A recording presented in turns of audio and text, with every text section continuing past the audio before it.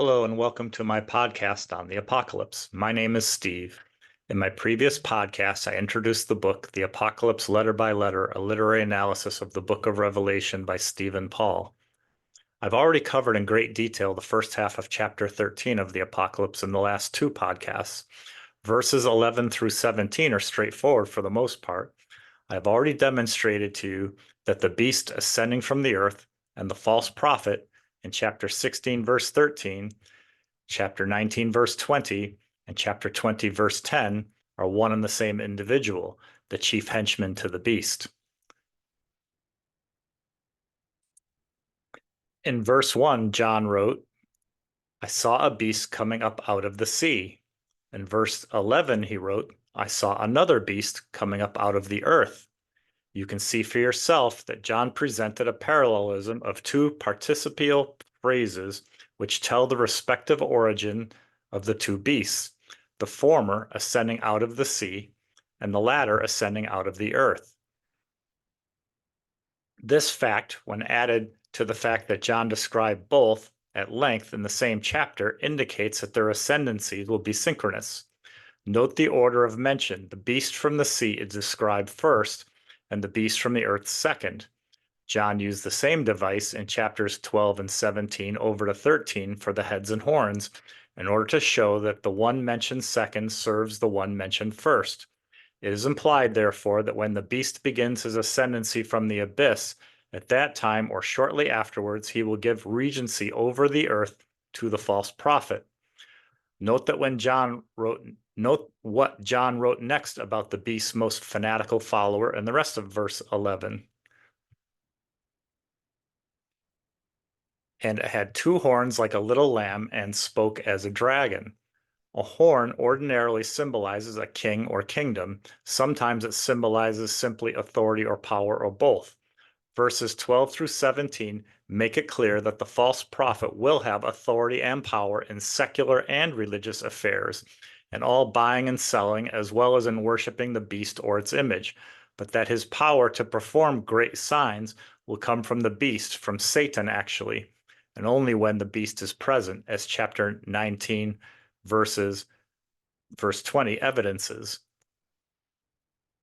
And the beast was captured, and with it the false prophet, who had performed in the presence of it the signs by which he deceived the ones receiving the mark of the beast and worshiping the image of it. Again, when the false prophet is face to face with the beast, he will exercise all the authority of the beast. And the authority of the first beast, all it did in the presence of it. The syntax in verse 12 was designed to emphasize the word all.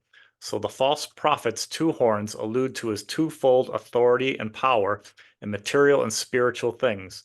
The two horns are modified by the phrase like, similar to, or like to a little lamb.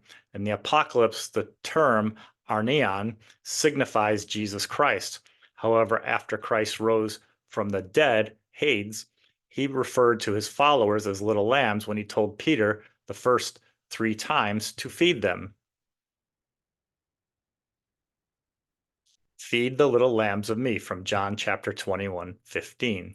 Since John did not use the definite article in regard to the false prophet, the term arnion, little lamb, in this case signifies a follower of Christ. To wit, the false prophet looked like a follower of Christ, but he spoke as a dragon.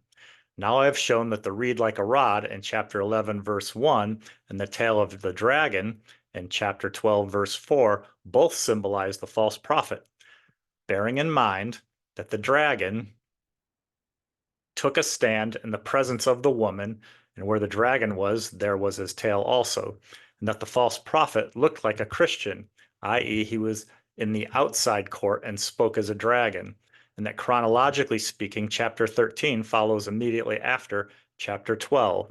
I cannot eschew the strongest suspicion that the reed like a rod, the tail of the dragon, and the beast ascending out of the earth are all one and the same individual, the false prophet. Hence, it is also quite reasonable to suspect that he will be an apostate cardinal or bishop, one who will be given to act as the vicar of the beast. Recalling what was said about Babylon the Great, one can also reasonably suspect that the false prophet will make that very city his capital.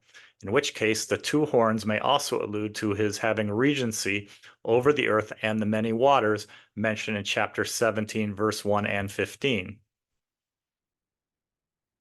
In brief, the false prophet will second the beast. He will be that most abject ilk the modern world now breeds prolifically, the sycophantic fanatic.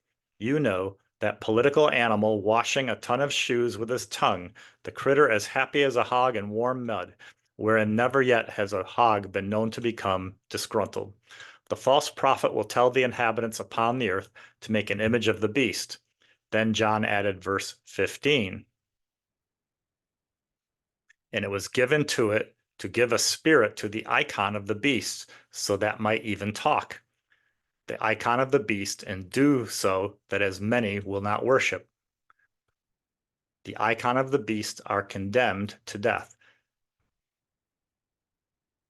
The key to understanding this passage is the phrase to give a spirit to the icon. The infinitive dunai is aorist, and so it means to give only once. There's the rub, whereat many a translator has stubbed a toe and taken a tumble, for they interpreted that little infinitive as meaning merely to give. Consequently, both the New International Version and New Revised Standard Version read, to give breath to the image. The Westminster version reads, to put life into the image. The New American Bible reads, to give life to the image. To understand why the translations of breath and life are erroneous, it is necessary to understand first why the false prophet gave what he gave, so that the icon of the beast might even talk and do. The verb lalean means to talk, chat, prattle. The verb poenes, subjective here, alludes to the beast's posenai, the authority to do. In other words, the icon will be able to carry on casual conversations as well as pronounce, like a judge, the official death sentence on as many as will not worship it. And there will be many brave thousands or tens of thousands at the least who will refuse to worship the icon. The noun pneuma is translated as breath. Then the false prophet, since he will give only once, will have to give the icon a supply of breath sufficient to last a duration of perhaps 3 to 3.5 years. Truly, that would make the icon the most long-winded talker of all time. Indeed, it is tacit that the icon will talk and do even when the beast is not present, and the fact that it will be able to carry on a conversation connotes that it will do so with intelligence, with rational intelligence. But this does not and simply cannot mean that the top toady in the empire will be able to give life to the icon. The last time I heard, only God could give life. In the whole Bible, let alone the Apocalypse, there cannot be found a single instance in which life is attributed to anyone other than the Creator himself. What John meant is found in chapter 16, verses 13 and 14. And I saw out of the mouth of the dragon, and out of the mouth of the beast, and out of the mouth of the false prophet, 3 foul spirits, as frogs, for they are the spirits of demons doing signs. In the New Testament, the noun pneuma is used commonly to note spirit, a being with the power of reason and volition. In the case of chapter 13, verse 15, John meant an evil spirit, a demon. Now, notwithstanding that John neither named the material of which the icon or image will be made, nor specified whether the icon will be a statue or a portrait of some kind, it is not unreasonable to suspect that the icon will be a statue, probably made of gold, and that the statue will move. Note that the term icon is in a singular number, indicating that there will be only one statue. That Satan or his fellow demons, with God's permission, can occupy and render flexible the molecular structure of an inanimate object and thus make it seem alive has been recorded in Exodus chapter 7, verse 12, wherein the 2 Egyptian priests threw down their 2 staffs, and the 2 staffs changed into 2 snakes.